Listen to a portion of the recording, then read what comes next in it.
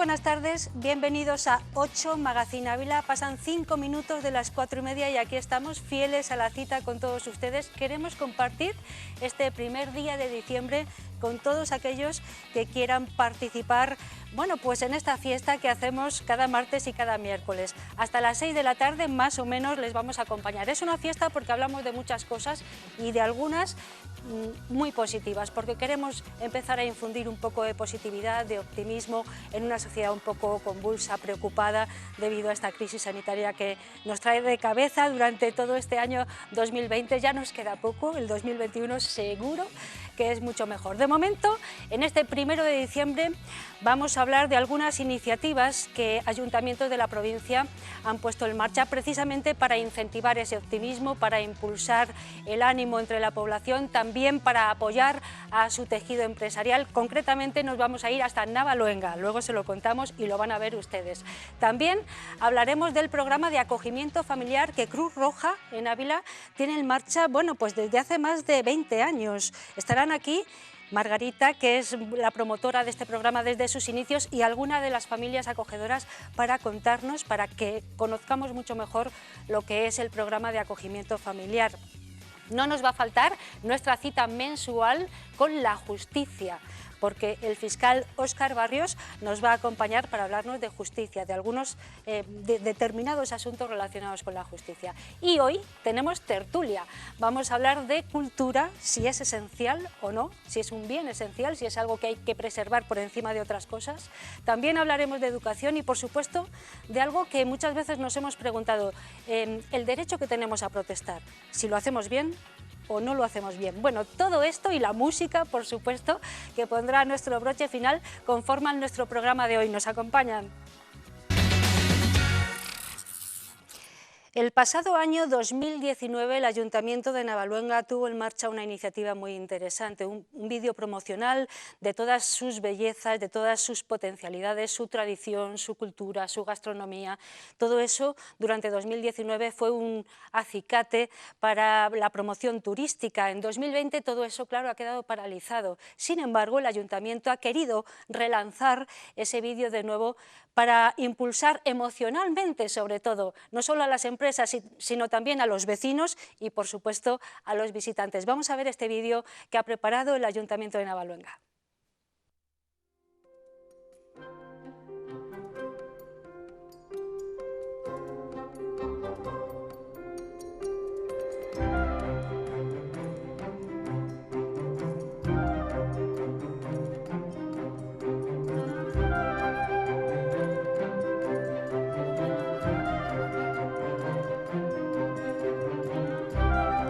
Navaluenga está entre los 10 primeros municipios más buscados en materia de turismo rural.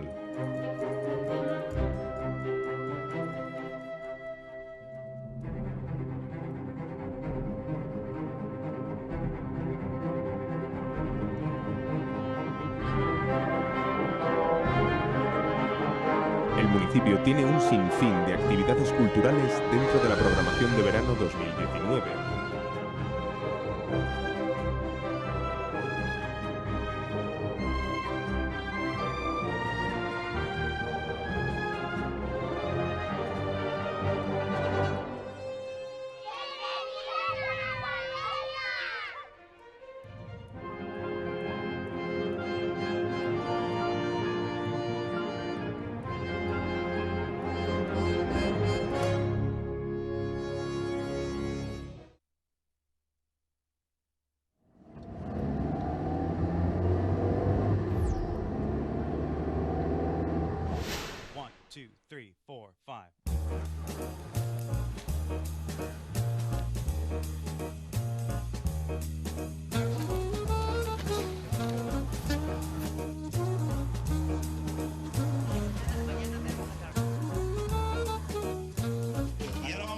Como se abría antiguamente, con la maceta y el hacha.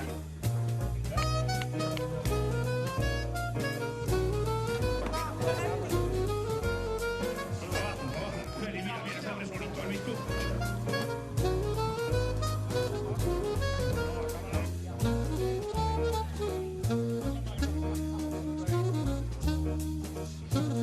un momento. Es un magro.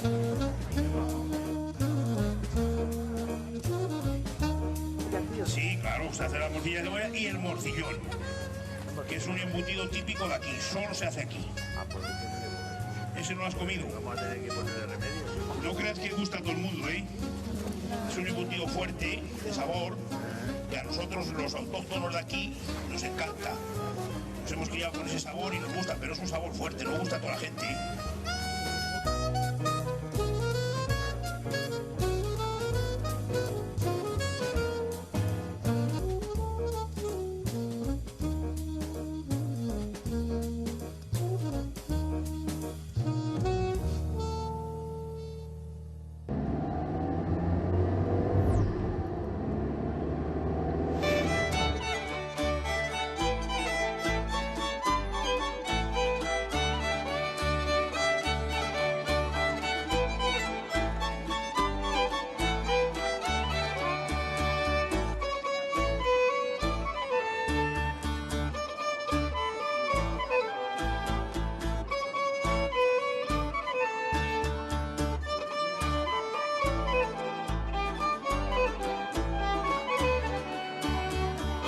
Navaluenga vive de una forma intensa su carnaval.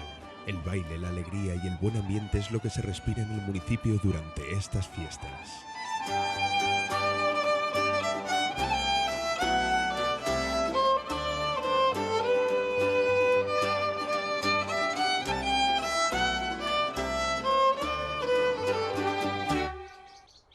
En la plaza resuenan jotas y seguidillas que amenizan las tardes de estos días, donde terminan el domingo y lunes con coloridos desfiles de disfraces.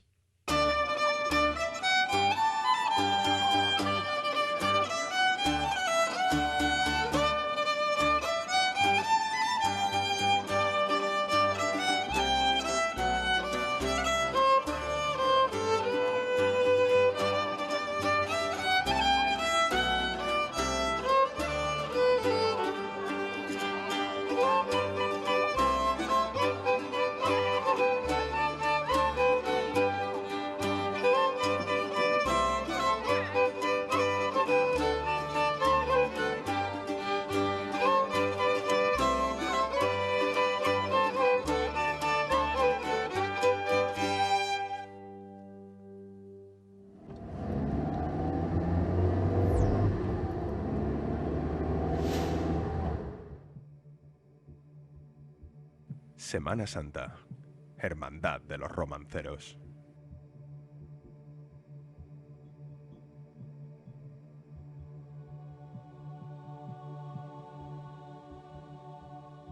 El origen del canto de los romances son de hace más de 200 años. Son 14 romances que constituyen un total de unos 300 versos. Los primeros 12 romances los escribió Lope de Vega y los dos restantes parece ser que fueron su amigo Valdivieso. En el 96 se creó la Hermandad de los Romanceros, que ya cuenta casi con 25 años de antigüedad, y se ha introducido la mujer también en el grupo, porque además es un contraste de voz bastante importante. Yo voy a morir porque ya mi eterno padre tiene dada la sentencia contra mi queso y más. Por el más cerrado esclavo que ha visto el mundo, ni sabe quiere que muera su hijo. He nacido el orden que bajase de sus entrañas para que una sala vuestra virginal. De ver a Dios de rodillas se está deshaciendo el cielo y aún los rayos del Padre se alejan de los medios. Dice Dios que su alma tristeza está padeciendo como a la vez cosa de que ni en la tierra ni en el cielo.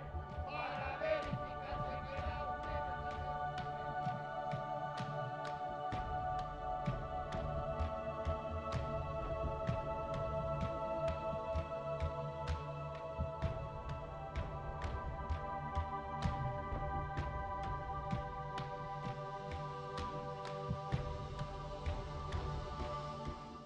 La Semana Santa de Navaluenga destaca principalmente por la procesión de los romances, declarada de interés turístico regional por la Junta de Castilla y León en 2009.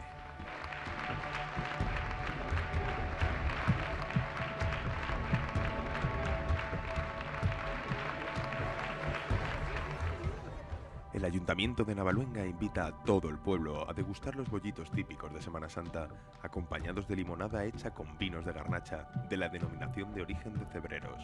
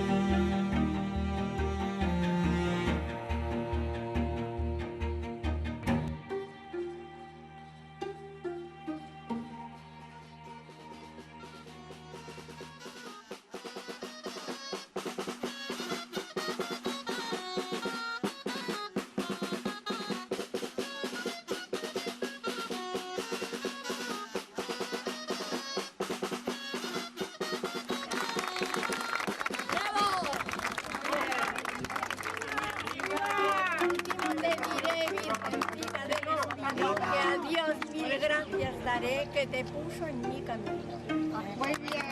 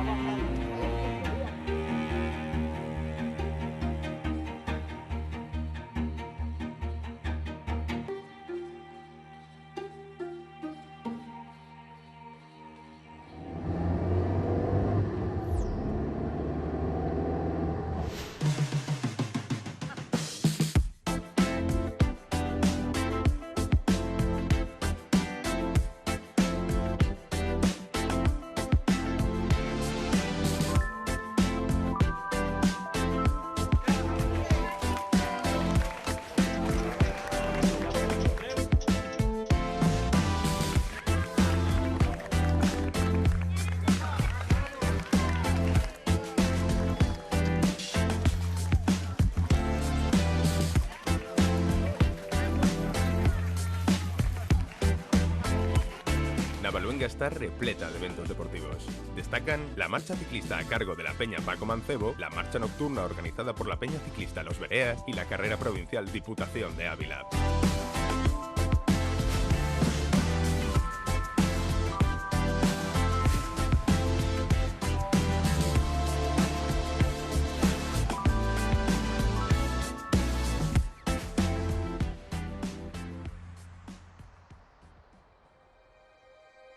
Mientras, al otro lado del río se está celebrando la 8ª edición de la Feria de Ganado, Agrícola y Productos de la Tierra.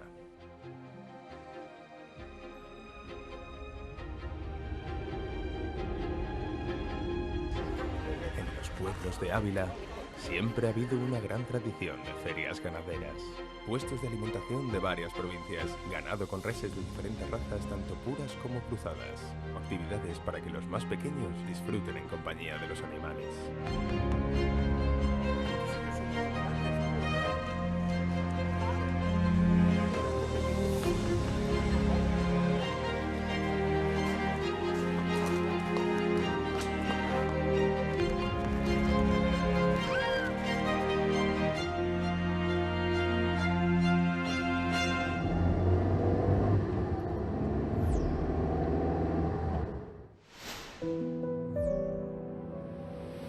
Noche de las Estrellas. Taller astronómico para observar las Perseidas en Navaluenga.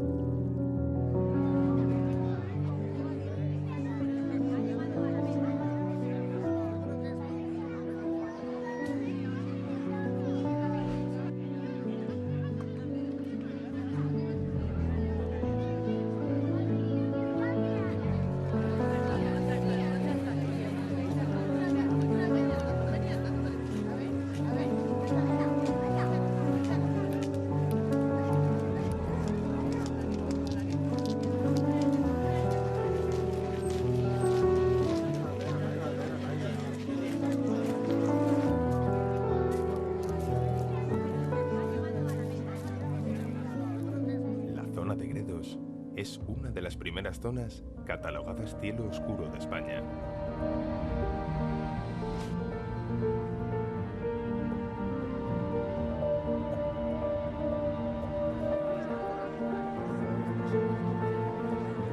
Saturno debería estar. Esto es un acto de fe. Por ahí, detrás de esa zona azul al lado de la Luna, tendría que verse Saturno, que es el planeta que por aquel entonces era un más lejano sobre la Tierra. ¿Por qué se llaman las Perseidas? Porque se generan en una región del cielo en donde está la constelación de Perseo. Por eso señalaba en aquella dirección, que es donde está la constelación de Perseo. Agradecer la asistencia masiva a este evento realizado por el Ayuntamiento.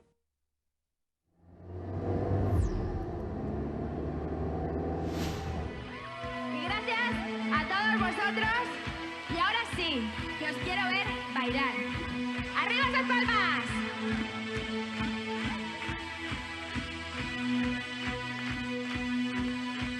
Durante el verano cultural, el Ayuntamiento ha organizado diferentes conciertos y actuaciones, apoyando así a la cultura, a nuestra banda de música y en general a todos los jóvenes.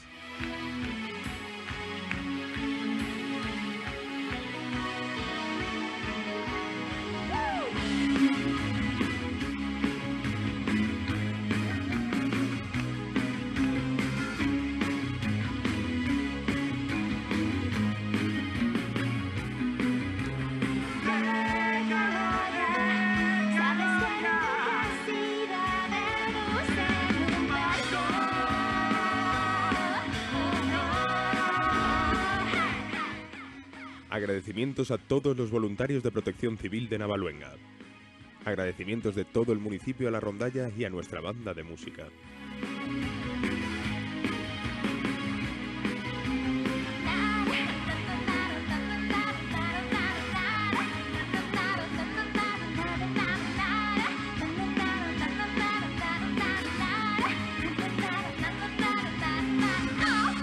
Muchísimas gracias, Navaluenga. Gracias.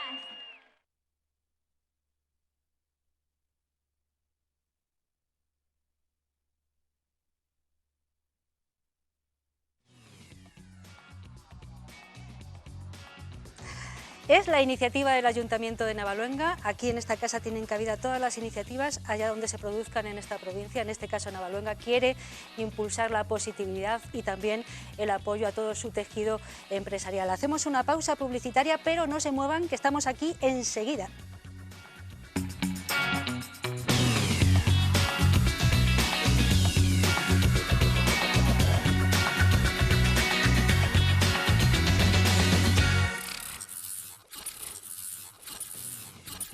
Y después de la publicidad ya estamos aquí de nuevo. Esto es 8 Magazine Ávila. Para quienes se incorporan ahora, esto es un espacio abierto. Los martes y los miércoles les acompañamos en la sobremesa desde las 4:30, pasan un poquito de las 5. Y aquí estamos ahora para hablar del programa de acogimiento familiar que Cruz Roja en Ávila tiene en marcha desde hace más de 20 años. Te sentías bien contigo mismo y decías, formo parte de esta familia. Ni estamos locos ni somos héroes. Y simplemente digamos que eres un eslabón más de una gran cadena. La Junta de Castilla y León desarrolla el programa de acogimiento familiar con la colaboración de Cruz Roja. Si estás interesado en participar, llama al 012, teléfono de atención al ciudadano de la Junta de Castilla y León. Y nos acompañan Margarita García, que es, bueno, el alma mater de este programa aquí en Ávila, es la coordinadora, ella dice la responsable del programa de acogimiento familiar, se dice pronto, más de 20 años con ello en marcha. ¿Qué tal, Margarita? Buenas tardes. Buenas tardes. Encantada de tenerte aquí, un placer mostraros cómo es nuestra casa y acogeros aquí también. Pues nada, muchísimas gracias como siempre, siempre. Y nos acompaña también José María Hernández. Él es familia de acogida, porque claro, las familias de acogida han variado mucho. Hay familias con padre, madre, niños, tal, hay familias monoparentales. Él concretamente es familia monoparental, creo que tiene 2 chavales en acogimiento. José María, buenas tardes. Hola, buenas tardes. Luego nos vas a contar un poco qué te movió a todo esto. A mí me parece que tienes que tener un valor muy bueno, importante. pues como dice el eslogan, como dice, no somos héroes ni mucho menos, ¿no? Sencillamente, pues bueno, pues hay una posibilidad, la parte social de uno mismo hace que lo plantees, la parte de la vida en la que te encuentras ves que cumple las cuestiones físicas o las cuestiones materiales y con las mismas como todo en esta vida, y sin pensarlo demasiado, porque en esta vida, como pienses en exceso, lo único que haces es cogerte una depresión, te pones en marcha y nada. Bueno, yo sigo diciendo que hace falta mucho valor, como decía aquella canción, pero bueno, nos lo contará después José María. Margarita, vamos a ver, ¿qué es el programa de acogimiento familiar y qué es lo que pretende conseguir? ¿Cuáles son sus bases? Vale, pues el programa de acogimiento familiar es un recurso que lleva a cabo la Junta de Castilla y León y en la que Cruz Roja participa desde hace más de 20 años, como tú comentabas. Digamos que con este recurso, con el recurso de acogimiento, lo que se pretende es que durante un tiempo muchos menores que por circunstancias tienen que ser retirados de su familia biológica y tienen que ser tutelados por la Administración, bueno, pues la idea es que durante este tiempo en el que estos menores tienen que estar retirados de su familia, tengan la posibilidad de vivir en un ambiente familiar normalizado y diferente. Digamos que el objetivo es que las familias acogedoras o una familia acogedora sea un modelo de referencia diferente a la familia que en este momento tiene el menor. Es decir, yo siempre pongo un ejemplo muy sencillo. Yo creo que todos a lo largo de nuestra vida, ya de adultos o de niños, pues cuando somos mayores somos un poco reflejo o cogemos o tomamos cosas de las que hemos aprendido de pequeños de nuestra casa y de nuestra familia. Entonces es darles la oportunidad de ver que hay familias muy diferentes y hay familias en las que lo habitual no es que pues mi papá esté dando voces todo el día o mi mamá esté llorando todo el día, ese tipo de circunstancias. Estamos hablando de menores de cualquier edad, desde menores recién nacidos hasta casi a punto de cumplir los 18, ¿no? Sí. Ahí está un abanico amplio de chavales. La verdad que por desgracia, es decir, como tú bien dices, es un abanico muy amplio porque al sistema de protección pues llegan menores pues desde 15 días, que ha sido la última bebecita que me han llamado esta mañana que iban a tutelar, pues desde 15 días de nacida hasta pues 16, 18, que cumplirá dentro de poquito, ya casi a final de año, pues un chaval que lleva con nosotros pues desde los 3 años.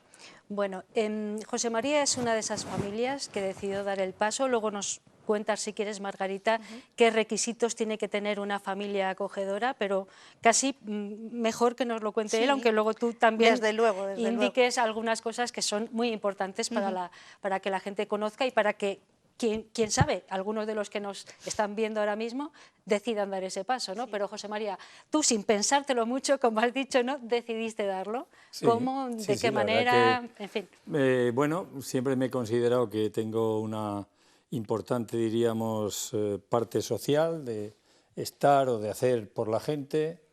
Me encuentro bien con la gente y demás, y bueno, pues evidentemente desde el corazoncito, con mis 4 hijos biológicos, digamos, fuera de casa, lo que nos pasa en provincias, ¿no? Ya son mayores. Claro.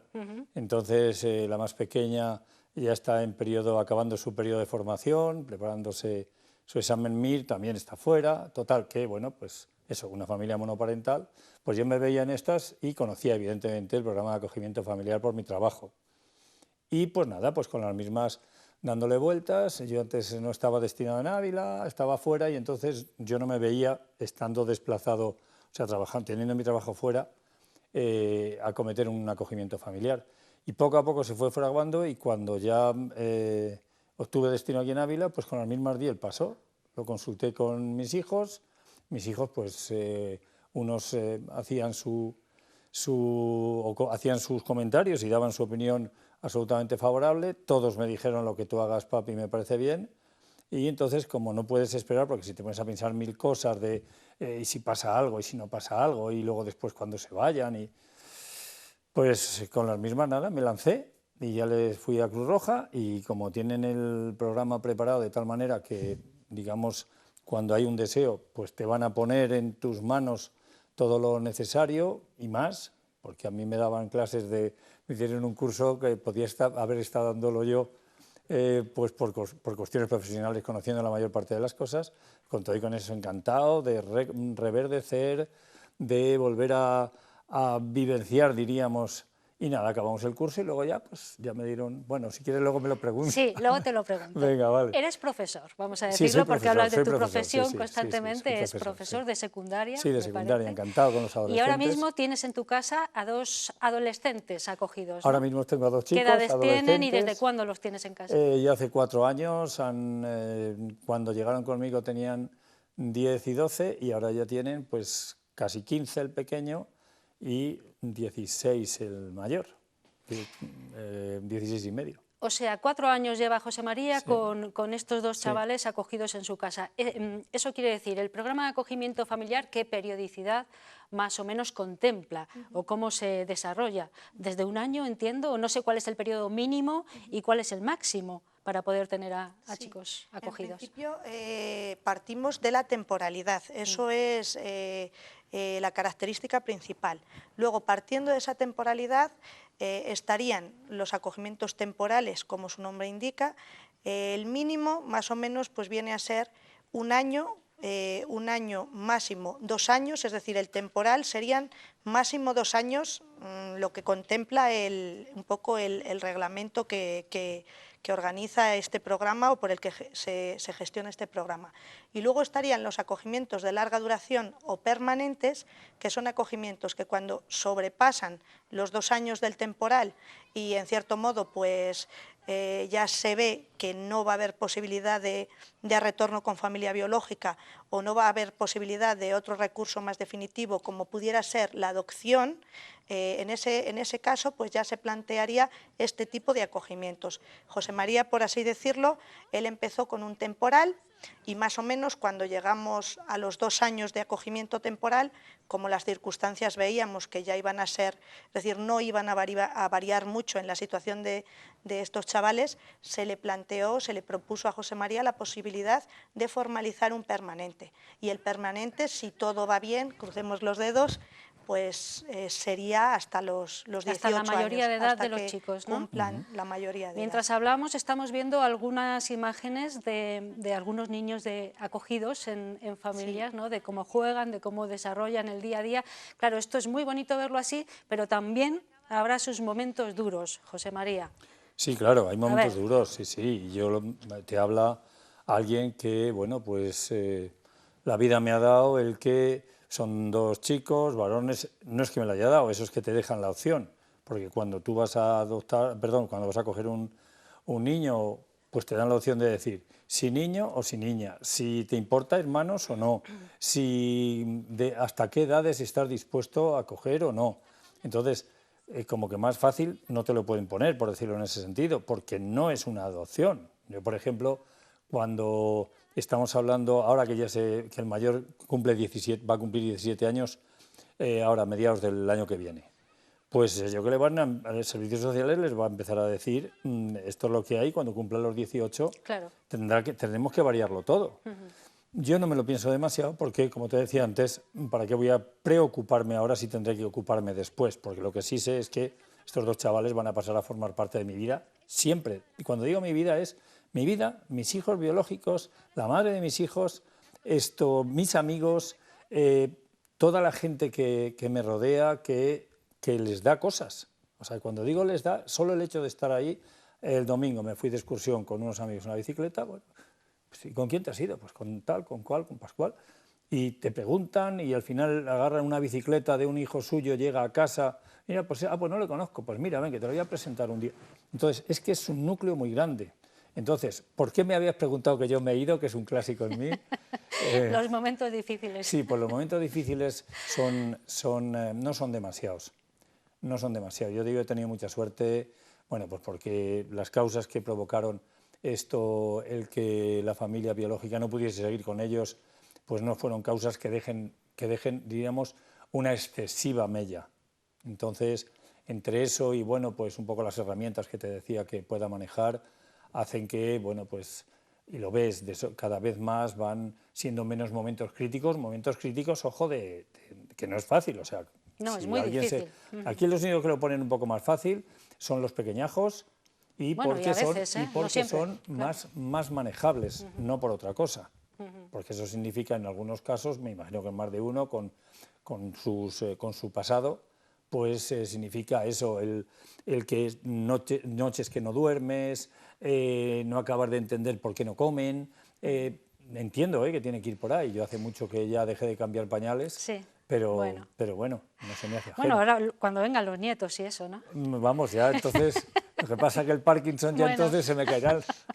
Nos quedan 2 minutos, me dicen desde realización, Margarita, cómo ponerse en contacto con Cruz Roja si estamos interesados, alguien de los televidentes está interesado en participar en el programa, y también un poco cuál es el seguimiento que hacéis a las familias o la preparación previa, en 2 minutos, si puedes contármelo, porque creo que además tenéis una necesidad de contar que hay niños en espera, ¿no? Sí. En este momento tenemos 12 menores en espera, y la verdad que está siendo un año muy movido a nivel de, pues eso, de entradas de menores al sistema de protección. Entonces, bueno, pues en este momento necesitamos familias para todas las edades, desde bebés hasta más mayores. Un poco el proceso, pues rápidamente se les informaría, hay una fase informativa, una fase formativa, que es lo que comentaba José María, luego pasarían a una valoración psicosocial, y luego ya una vez pasados estas tres fases se emite un informe y se presenta en la Junta de Castilla y León. Allí ya quedarían inscritos como familia acogedora, y en el momento que hubiera un menor que se ajustase al ofrecimiento de las familias, se les plantea. ¿Y dónde informarse? Como que me comentabas, pues pueden acudir a Cruz Roja directamente, llamar al teléfono de Cruz Roja 22 48 48, o también directamente en la Junta de Castilla y León, Gerencia Territorial de Servicios Sociales, tanto en un sitio como en el otro, pues estamos encantados de informarles. Vamos a recordarlo llamando a Cruz Roja, a la Gerencia de Servicios Sociales, llamando a Cruz Roja al teléfono 22 48 48, lo estamos viendo ahora mismo en nuestras pantallas, para recabar toda la información que precisen. José María levantaba la mano, sí, que quería decir algo. Es que no puedo dejar de aprovechar esta oportunidad. Un minutito, no, medio. Bueno, pues nada, lo mío es muy fácil y muy rápido, porque tengo que agradecer a toda la gente que está a mi alrededor el apoyo que a su vez me dan a mí y a mis chicos, el hecho de que tengan padrino de acogida y madrina de acogida también, con lo que eso significa, de ir a entrevistarte. Evidentemente, yo solo quiero dar las gracias desde aquí a todo lo que es el núcleo que hace, o esta constelación, o llámalo si quieres, sistema familiar extenso, que hace que ese acogimiento sea más fácil. Gracias a todos, muchachos. Muy bien, pues nada, aquí ponemos el punto y final. Margarita García, José María Hernández, gracias, muchas gracias. A los dos hemos de decir que cualquier persona puede ser acogedora, cualquier persona, individualmente también. Eso que quede claro. Muchas gracias, Margarita. José María, enhorabuena por ese paso adelante. Gracias. Gracias a ti, Ana. Vale, vamos a hacer una pausa publicitaria, volvemos en un instante.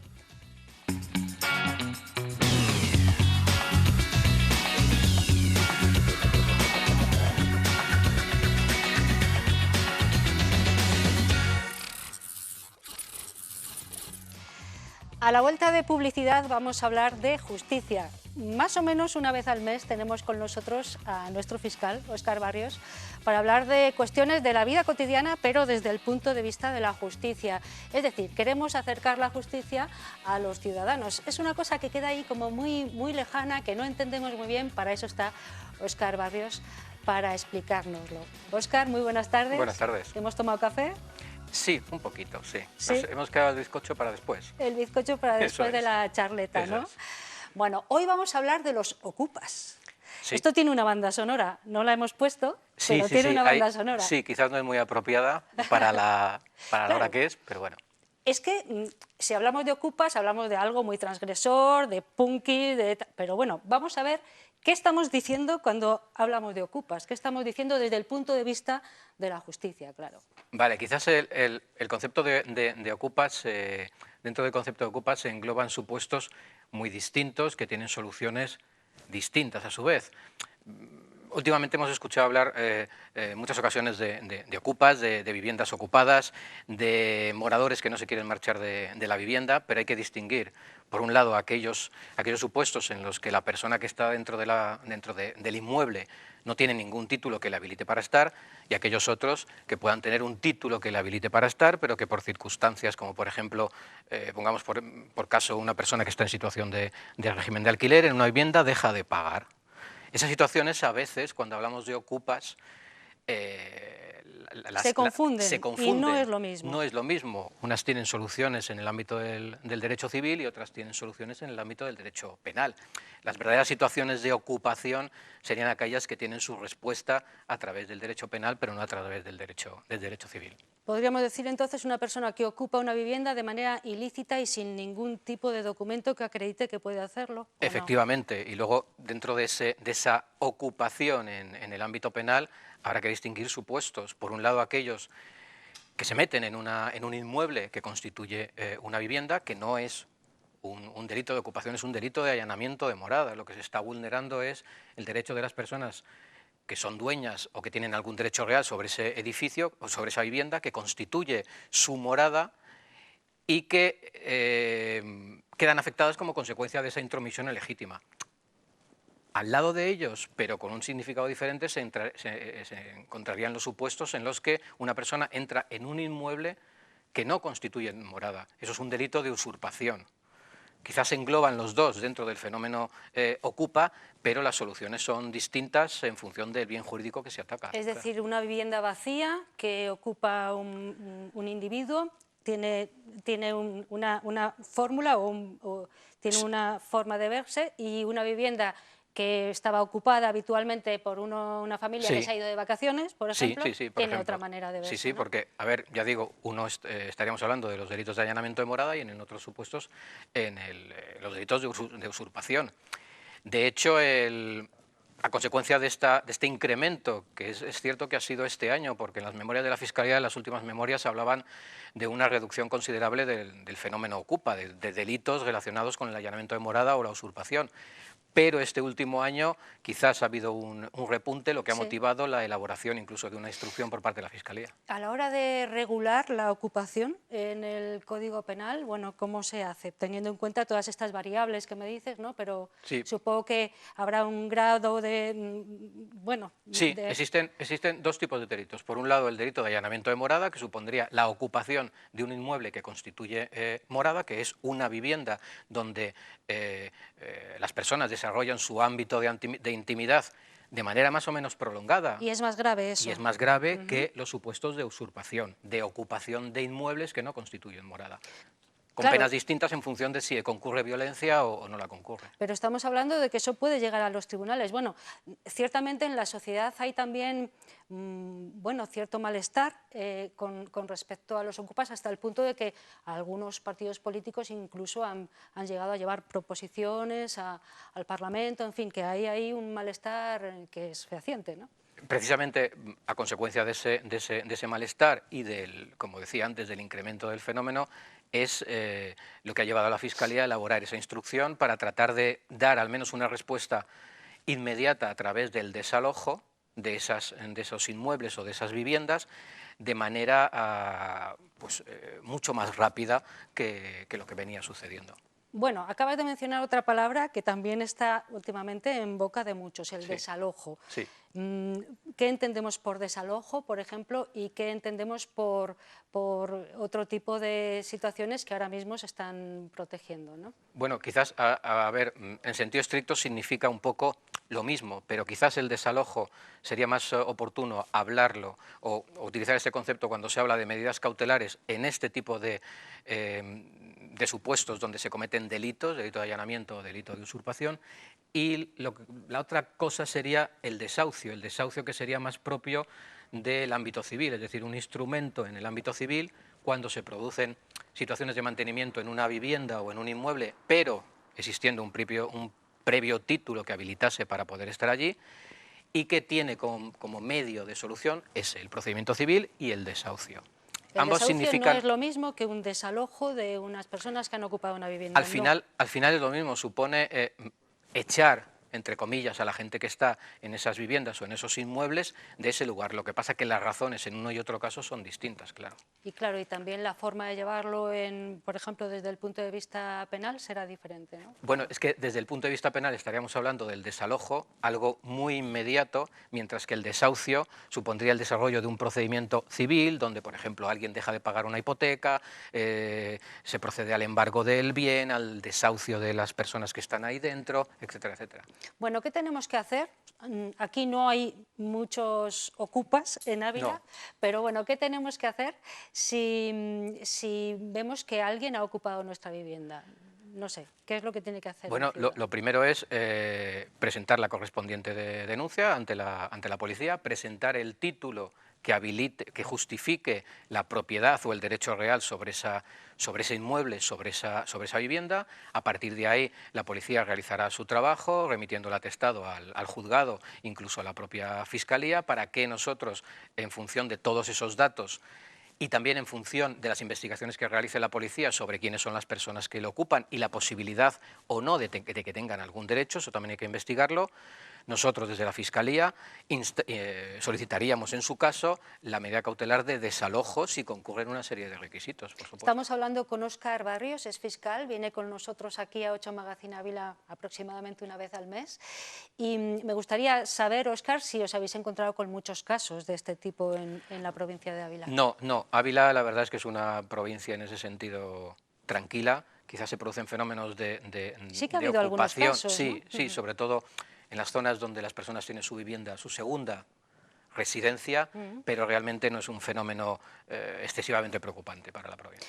Claro, ahí chocamos también con otra cosa, y es el derecho a la vivienda, algo que está contemplado y protegido en nuestra Constitución, el derecho a una vivienda digna, y la ocupación de una vivienda. Ahí hay una débil línea, ¿no?, que también convendría conocer, ¿no? Lo que pasa es que eso podrá servir en el ámbito civil. En el ámbito penal, cuando se comete un delito, lo principal es proteger a aquella persona que vea su bien jurídico afectado. Es cierto que habrá que establecer, establecer cauces de solución de esa falta de vivienda, pero evidentemente primero lo que hay que solucionar es el problema de esa persona que tiene una vivienda, que se la encuentra ocupada y que ve que no puede desarrollar su vida allí o actuar con su inmueble de la manera que ¿Y el quiera. desalojo suele ser inmediato o rápido? Porque también se quejan de eso, de que hay que llevar a cabo una serie de burocracia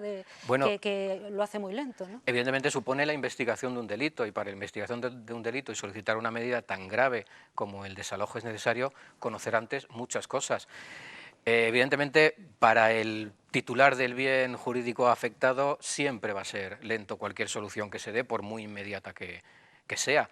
Pero al menos nosotros consideramos que con esta instrucción se facilita o se apoya el que esa solución sea más inmediata. ¿Habría que cambiar algo más? ¿Crees que ahora mismo están protegidos los bienes, las personas y también ese otro derecho a tener una vivienda?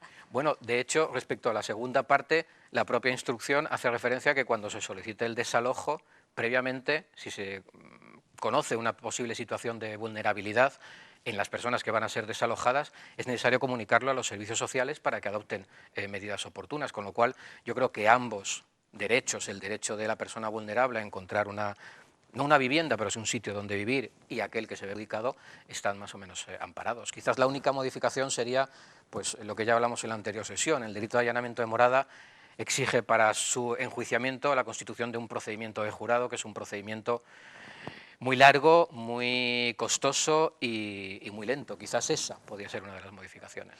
¿Y a qué penas se están enfrentando las personas que deciden ocupar una vivienda, bueno, pues por ejemplo, que es la vivienda habitual de una familia o la segunda residencia de una familia? En el caso de que se produzca esa ocupación con violencia o intimidación, estamos hablando de penas de hasta 4 años de prisión por el hecho de entrar o de mantenerse en contra de la voluntad del morador. En el caso de la usurpación, si no se ha utilizado violencia o intimidación, la pena es cierto que es muy inferior, es una pena de 6 meses como máximo y que lo convierte en un delito leve. Eso si no hay intimidación, has dicho. Eso si no hay violencia o intimidación en las personas. Sí. Violencia o intimidación quiere decir que no hay nadie viviendo en esa casa? No. ¿O quiere decir algo más? No, intimidación o violencia significa que hay alguien viviendo en esa casa y que alguien, en contra de la voluntad del morador, se mete en la casa y con violencia, yo que sé, golpeándola, se quiere mantener allí. Pero si no es así, ¿son 6 meses, has dicho? No, en el caso del allanamiento de morada llega hasta los 2 años de prisión, si no hay violencia, si hay violencia hasta los 4. Y en el caso de viviendas, de inmuebles que no constituyan vivienda, las penas son muy inferiores. Vale, nos queda un minuto, Óscar, pero ¿qué sucede con las viviendas que están en posesión de los bancos, bueno, todos los conocemos, ¿no? Entonces, ¿qué sucede si una familia o alguien que no tenga donde vivir decide ocupar una de esas viviendas?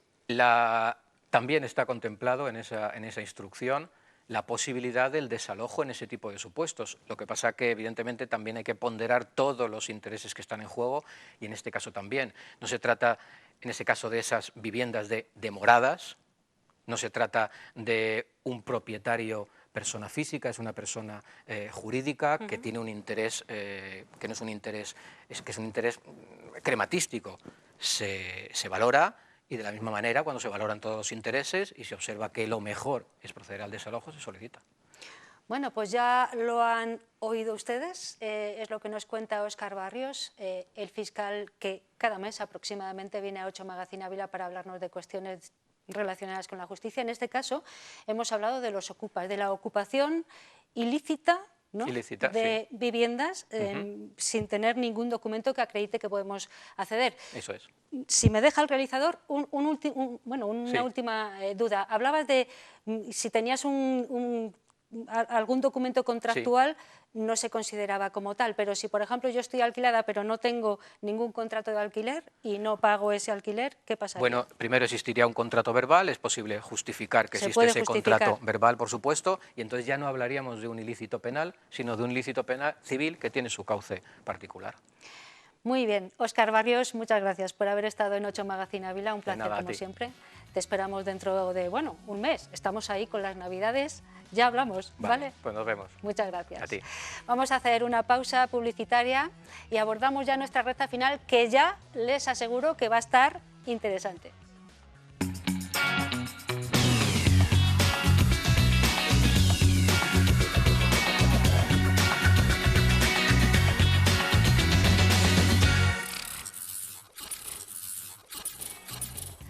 Esto es un guirigay porque estamos en la zona de charlar y he tenido que mandar callar aquí a la gente porque ya estaba empezando a charlar antes de tiempo. Bueno, bienvenidos, si se incorporan ahora, esto es 8 Magazine Ávila, estamos abiertos a todos ustedes y hoy tenemos tiempo de tertulia. Bueno, les voy a contar de qué hablamos y luego presento a nuestros contertulios. ¿De qué hablamos? Si nos da tiempo, claro, porque siempre se nos queda todo en el tintero. Vamos a empezar hablando de si la cultura es un bien esencial o no.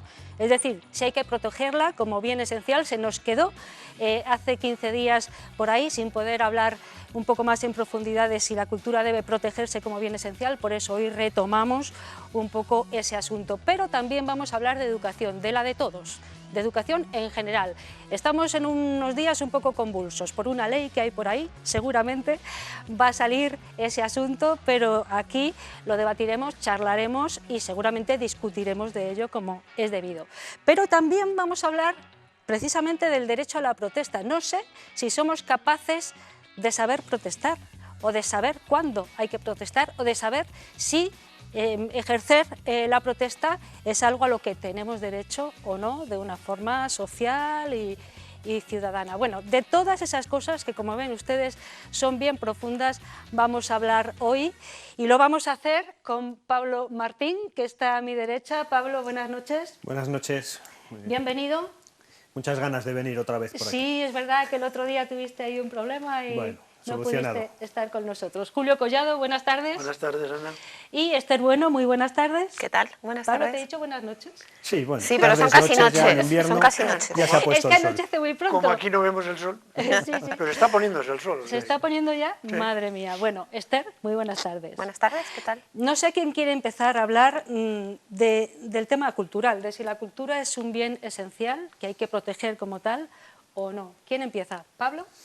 Yo mismo. Bueno, Yo creo que es un bien humano, y como bien humano hay que conservarlo, protegerlo, transmitirlo, hacerlo crecer, porque venía pensando, cuando me enseñaban que cultura tiene la misma raíz que cultivo y que culto. O sea, son expresiones puramente humanas. Los animales no cultivan, no tienen ritos, no tienen rituales, no generan una expresividad de cómo ven ellos el mundo y cómo entienden la vida. Y ese es el sentido más profundo de la cultura, que luego se expresa en el arte, se expresa en la literatura, se expresa de mil maneras. Y como bien es fundamental no solamente protegerlo, hay que conservarlo y transmitirlo. Entonces sí. O sea que es un bien esencial para ti, ¿no? Esencial. Esther, Julio. Bueno, para mí la cultura primero está recogido en la Declaración Universal de Derechos Humanos, la cultura como un derecho universal de las personas, ¿no? Tener acceso a la cultura y a la formación. Entonces yo creo que la cultura es lo que nos acerca a la igualdad en la sociedad.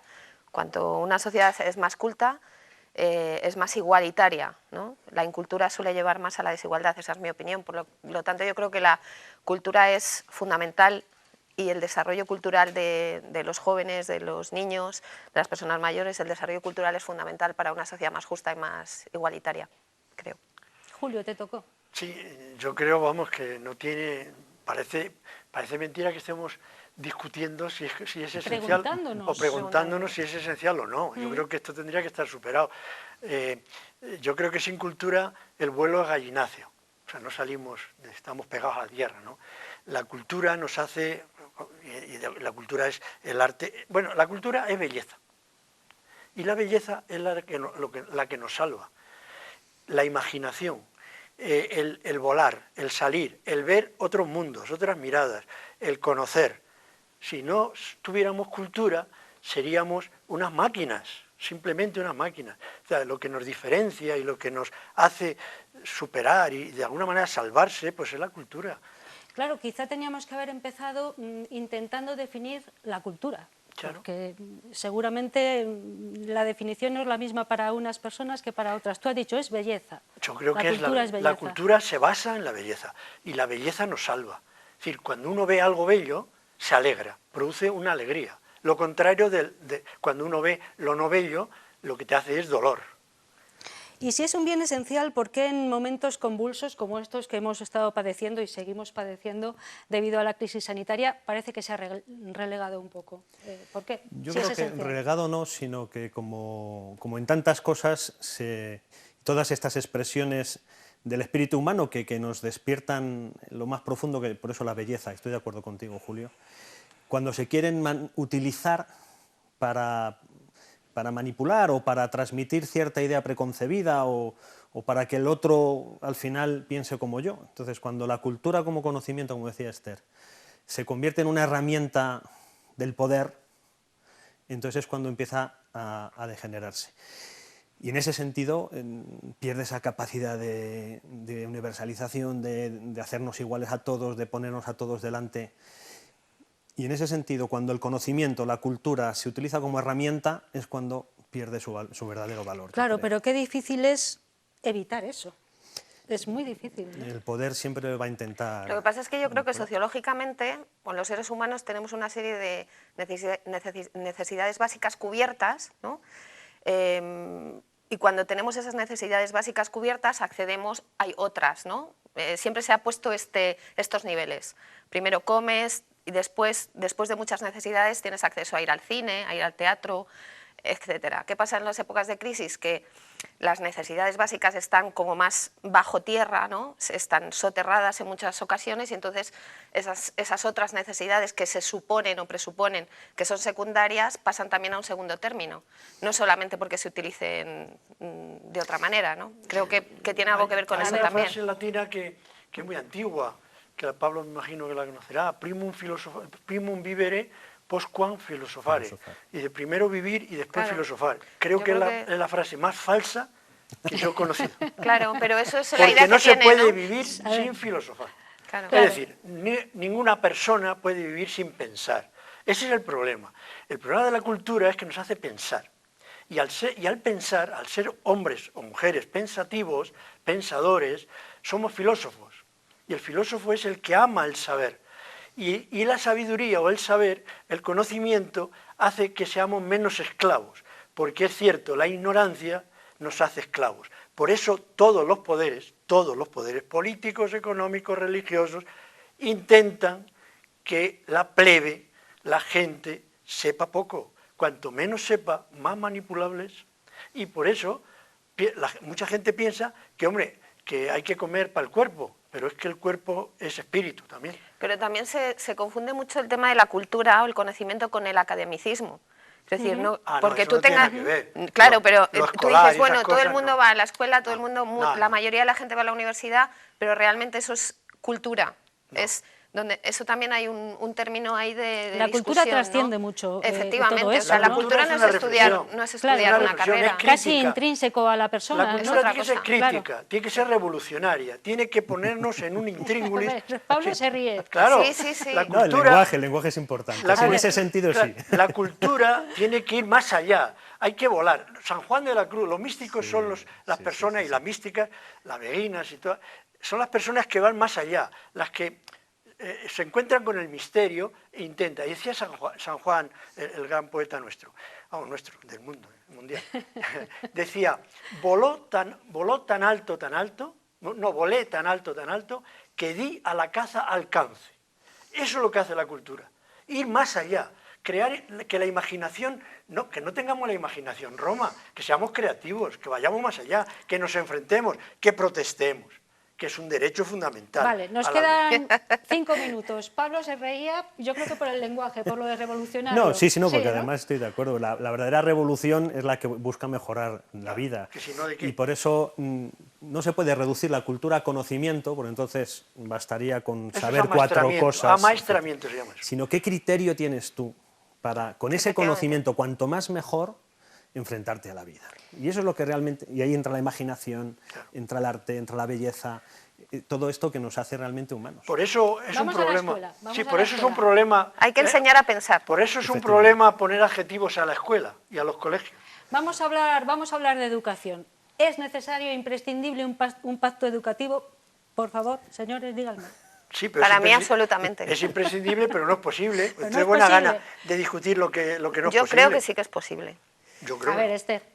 A ver, yo creo que quizás no se haya dado las circunstancias, como todo en la vida, para llegar a un punto intermedio de las cosas, se tienen que dar las circunstancias y que existan las personas adecuadas.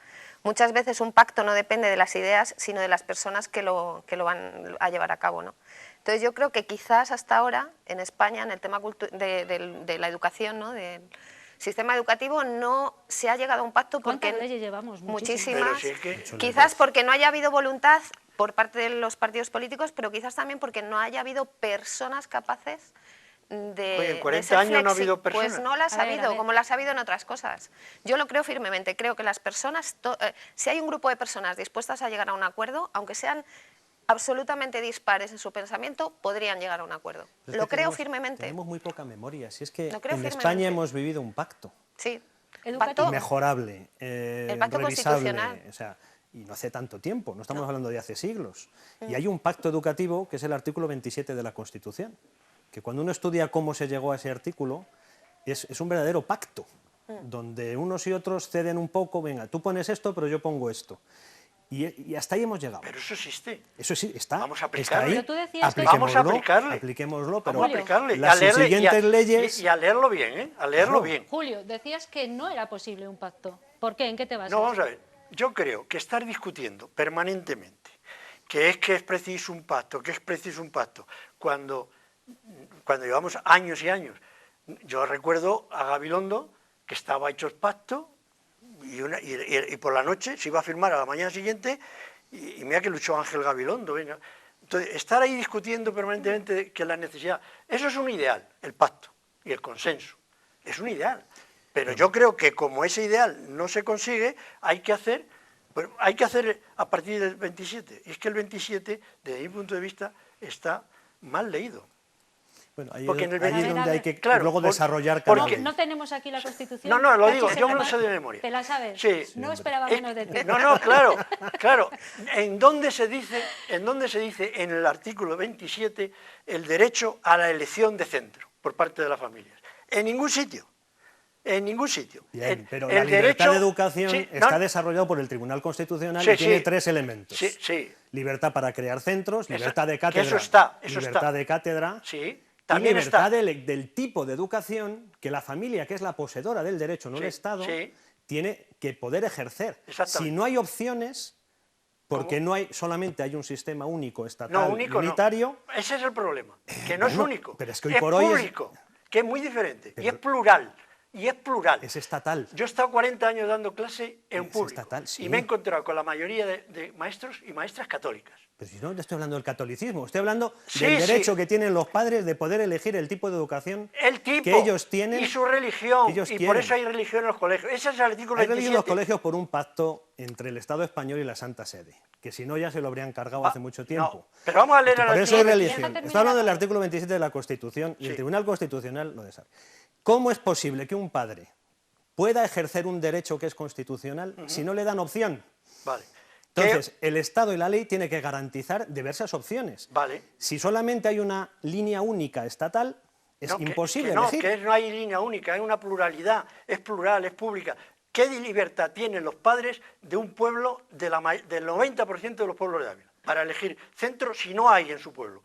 Ni a 5 kilómetros ni a 10. ¿Qué libertad tienen? Solamente tienen libertad unos pocos padres, y solamente los que tengan un ideario católico o semicatólico. Pues que la propia sociedad genere esas distintas opciones que los padres quieren. Mañana le decimos al ministro que si yo soy ateo, quiero un centro, poder elegir un centro ateo. Y si los padres lo quieren, que lo elijan. Bueno, Esther, ¿qué opinas? Evidentemente. Que montamos. Sabía yo que esto iba a pasar. Montamos centro, pero es que es un está muy bien. Montamos un centro comunista.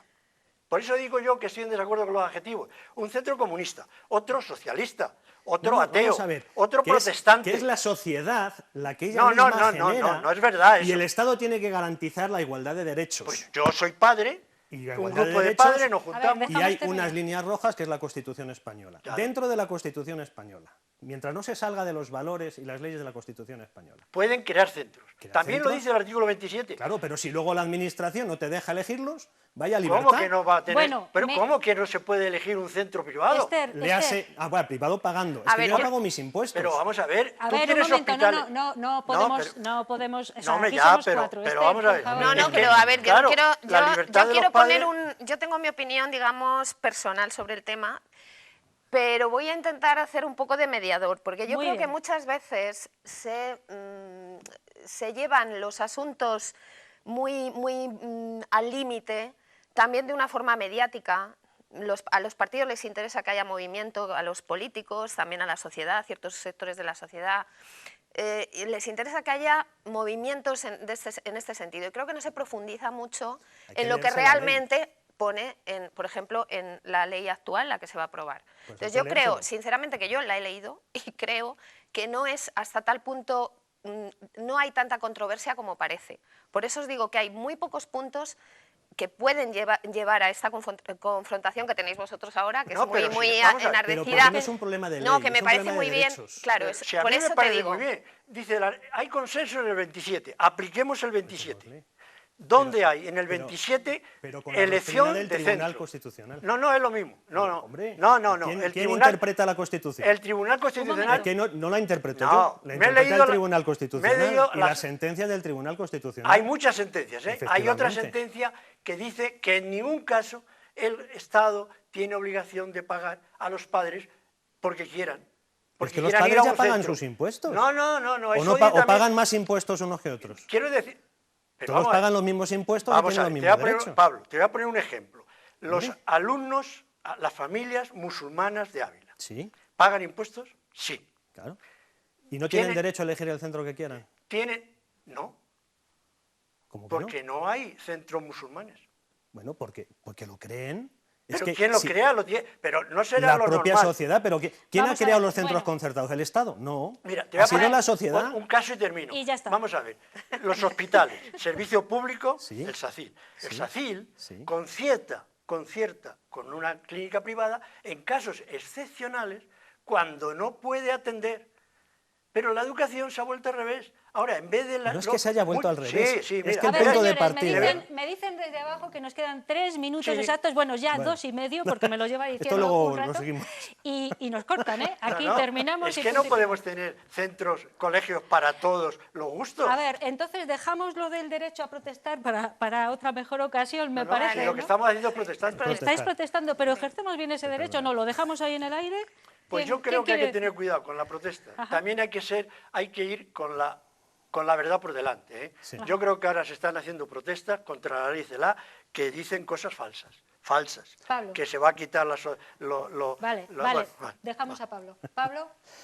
Yo me saco una cosa buena de esta, es que por fin hay debate. Un debate que se quería robar, se están haciendo muchas cosas de tapadillo, intentando aprovechar una situación totalmente excepcional como es la pandemia. No hablo solo de la educación, hablo de tantas cosas. Por lo menos hemos conseguido que se hable de eso. Muy bien. Y eso ya es un bien. ¿Esther? Bueno, yo creo que en el tema de la educación siempre ha habido libertad de expresar lo que uno ha pensado. Yo tengo un hijo de 26 años que se ha educado siempre en la enseñanza pública y para mí ha sido estupendo, y tiene amigos que se han educado en enseñanza privada que son estupendos también. Quiero decir que creo que puede haber un equilibrio y creo que muchas veces es ficticio tanto debate y se juega con ese debate para otras cosas que no son la educación. Bueno, aquí lo dejamos, entonces dejamos el tema de la protesta. Venga, vale, Julio. Es que yo creo que hay que leerse los derechos fundamentales de los niños. Primer derecho, el derecho de expresión, derecho de opinar y sobre todo el derecho a oír las diferentes miradas que hay sobre el mundo. Entonces vamos a ver si en un colegio dirigido de una determinada manera, tú imagínate que hubiera un colegio ateo. Estamos ya fuera de tiempo. Hoy ni siquiera vamos a poder cerrar nuestro 8 Magazine Ávila con música, como hacemos habitualmente, porque hemos ocupado todo el tiempo de este programa, pero la verdad es que la ocasión lo merecía, el debate estaba interesante y podremos seguir hablando de ello si queréis, ¿eh? Yo creo que sí, que esto da para mucho. Sí, tema. Bueno, señores, esto ha sido todo por hoy. Esperamos que pasen un resto de tarde muy agradable y nos volvemos a encontrar. Cuídense mucho. Hasta entonces.